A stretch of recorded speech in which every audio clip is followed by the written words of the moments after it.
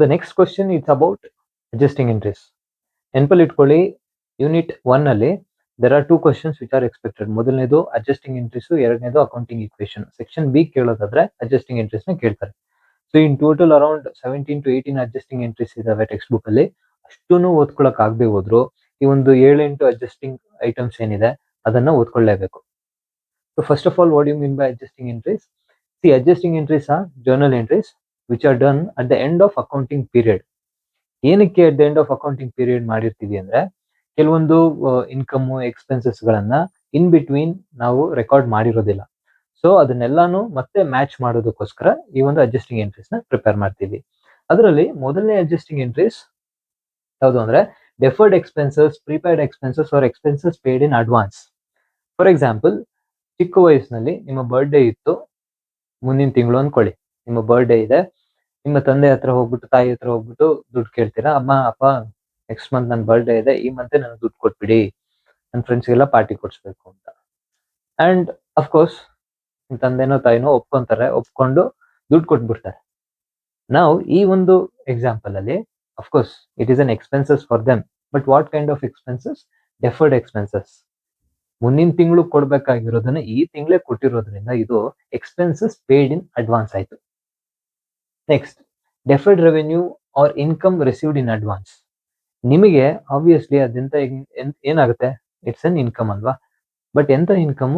ಮುಂದಿನ ತಿಂಗಳಿರೋ ಬರ್ಡೇಗೆ ಈ ತಿಂಗಳೇ ನೀವು ಅಮೌಂಟ್ ಅನ್ನ ರಿಸೀವ್ ಮಾಡಿರೋದ್ರಿಂದ it is an deferred income ಅಥವಾ ಇನ್ಕಮ್ ರಿಸೀವ್ಡ್ ಇನ್ ಅಡ್ವಾನ್ಸ್.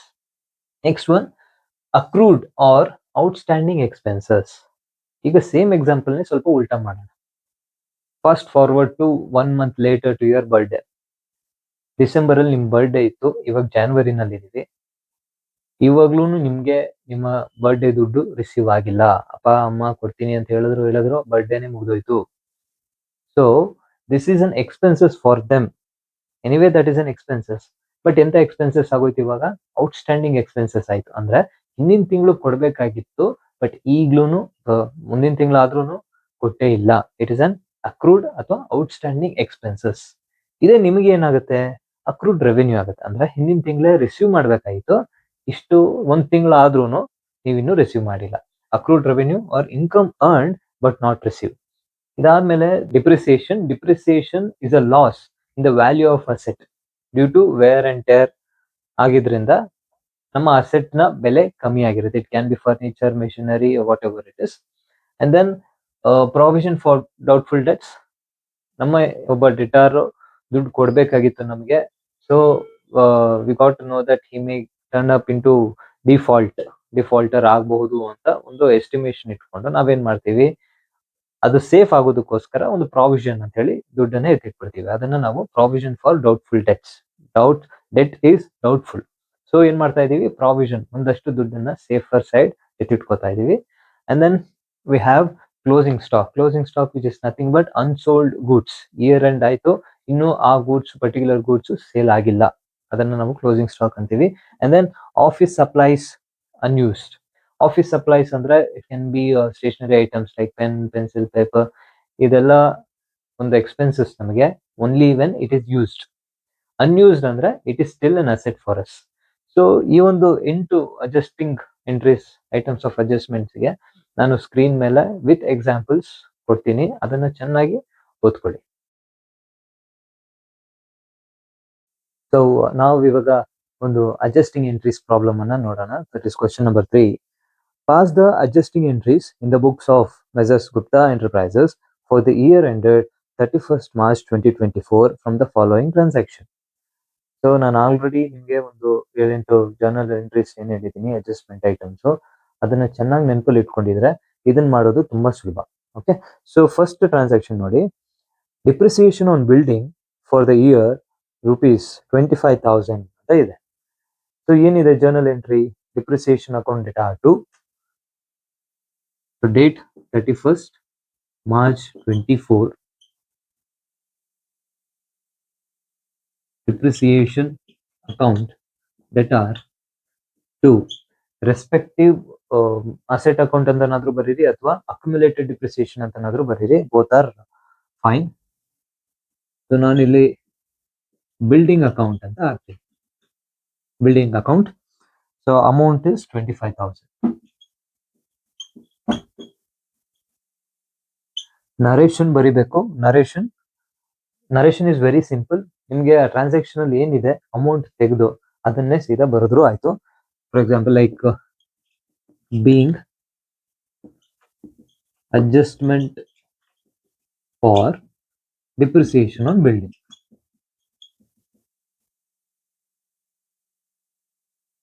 ಇಷ್ಟು ಬರೆದ್ರೆ ಇಟ್ಸ್ ಮೋರ್ ದನ್ ಇನಫ್. ಇಲ್ಲ ಸರ್ ನಮ್ಗೆ ಯಾವ್ದು ಡೆಬಿಟ್ ಮಾಡಬೇಕು ಯಾವ್ದು ಕ್ರೆಡಿಟ್ ಮಾಡಬೇಕು ಅಂತ ನೆನಪಾಗ್ತಾ ಇಲ್ಲ ಅಂದ್ರೆ ಒಂದು ಸ್ಮಾಲ್ ಟ್ರಿಕ್ ಹೇಳ್ತೀನಿ. All those expenses and losses increase ಆಗ್ತಿತ್ತು ಅಂದ್ರೆ ಅದನ್ನ ಡೆಬಿಟ್ ಮಾಡಿ. All those income and gains increase ಆಯ್ತು ಅಂದ್ರೆ ಕ್ರೆಡಿಟ್ ಮಾಡಿ. ಅಸೆಟ್ಸ್ ಇನ್ಕ್ರೀಸ್ ಆಗ್ತಿತ್ತು ಅಂದ್ರೆ ಡೆಬಿಟ್ ಮಾಡಿ. ಲಯಬಿಲಿಟಿ ಇನ್ಕ್ರೀಸ್ ಆಯ್ತು ಅಂದ್ರೆ ಕ್ರೆಡಿಟ್ ಮಾಡಿ. ಜಸ್ಟ್ ಆಪೋಸಿಟ್ ಆಯ್ತಾ. ಈಗ ನೆಕ್ಸ್ಟ್ ಟ್ರಾನ್ಸಾಕ್ಷನ್ ನೋಡೋಣ. Salaries of ₹12,000 are outstanding at the year end.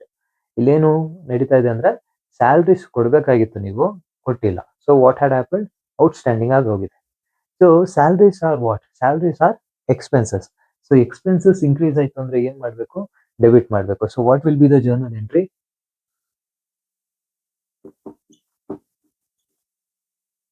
Salaries account debtor to outstanding salaries account.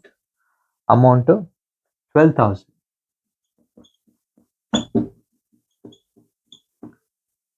So narration ಏನ್ ಬರೀತೀರಾ? being adjustment for salaries outstanding ಅಥವಾ outstanding salaries. Okay. Next journal entry. ₹15,000 was received in advance for service to be rendered next year. ಅಂದ್ರೆ ಮುಂದಿನ ವರ್ಷಕ್ಕೆ ಕೊಡುವಂತ ಸರ್ವಿಸ್ಗೆ ಈಗ already ನೀವು interest amount ನ ರಿಸೀವ್ ಮಾಡ್ಕೊಂಡ್ಬಿಟ್ಟಿದ್ದೀರಾ ಅಂತ. So it is an income for you, but income received in advance ಅಲ್ವಾ. ಸೊ ಅದಕ್ಕೆ ಜರ್ನಲ್ ಎಂಟ್ರಿ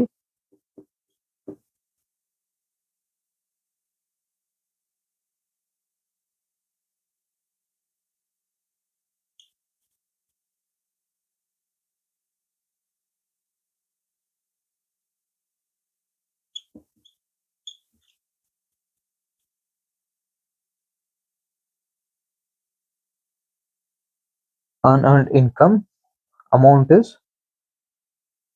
15,000. ಸೊ ಇದ್ರ ಪ್ರಕಾರ ಹೇಳ್ಬೇಕು ಅಂದ್ರೆ ಇನ್ಕಮ್ ರಿಸೀವ್ಡ್ ಇನ್ ಅಡ್ವಾನ್ಸ್ ಅಥವಾ unearned income is a liability. ನಮ್ಗೆ ಲಯಬಿಲಿಟಿ ಇನ್ಕ್ರೀಸ್ ಆಗ್ತಾ ಇರೋದ್ರಿಂದ ಈ ಅನ್ಅರ್ನ್ಡ್ ಇನ್ಕಮ್ ಅನ್ನೋದನ್ನ ಕ್ರೆಡಿಟ್ ಮಾಡ್ತಾ ಇದೀವಿ. Next journal entry. Interest on investment amounting to ₹3,000 is earned but not yet received. ಅಂದ್ರೆ ನೀವು ಅರ್ನ್ ಮಾಡಿದ್ದೀರಾ, ಕೆಲಸ ಮಾಡಿದ್ದೀರಾ ಅಥವಾ ಇನ್ವೆಸ್ಟ್ಮೆಂಟ್ ಮಾಡಿದ್ದೀರಾ, ದುಡ್ಡು ಬರ್ಬೇಕಿತ್ತು ಬಟ್ ಇನ್ನೂ ಬಂದಿಲ್ಲ. ಸೊ ಇದಕ್ಕೆ ಜರ್ನಲ್ ಎಂಟ್ರಿ ಏನ್ ಬರೀತೀರಾ? It is interest receivable account debtor to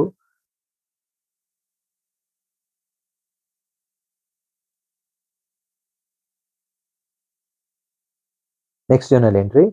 interest on investment amounting to ₹3,000 is earned but not yet received. ಅಂದ್ರೆ ಅರ್ಥ ಏನು? ಇನ್ಕಮ್ ಅರ್ನ್ ಆಗಿದೆ ಬಟ್ ರಿಸೀವ್ ಮಾಡಿಲ್ಲ. ಅದಕ್ಕೆ ಜರ್ನಲ್ ಎಂಟ್ರಿ ಏನಿರ್ಬೋದು?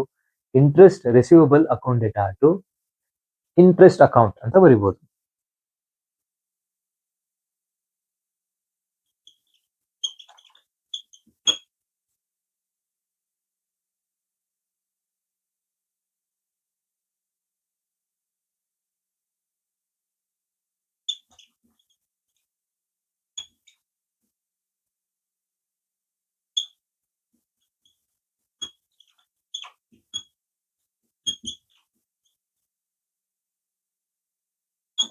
So amount is 3,000.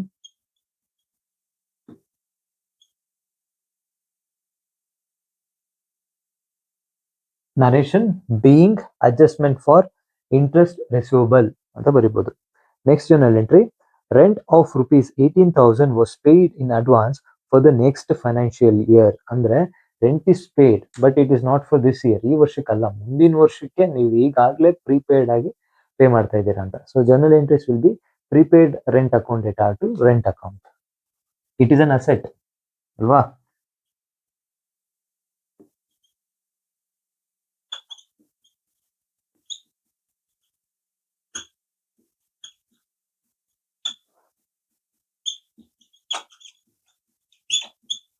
Amount is 18,000.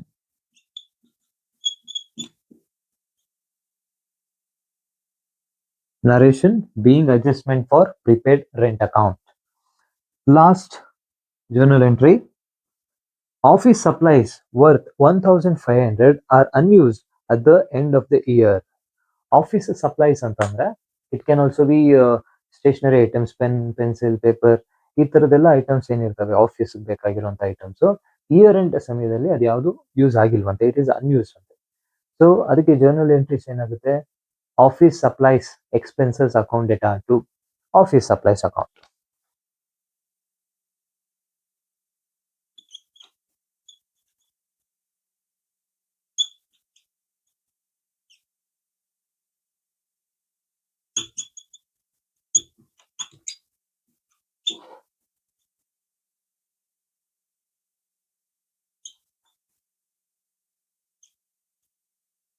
So amount is 1,500.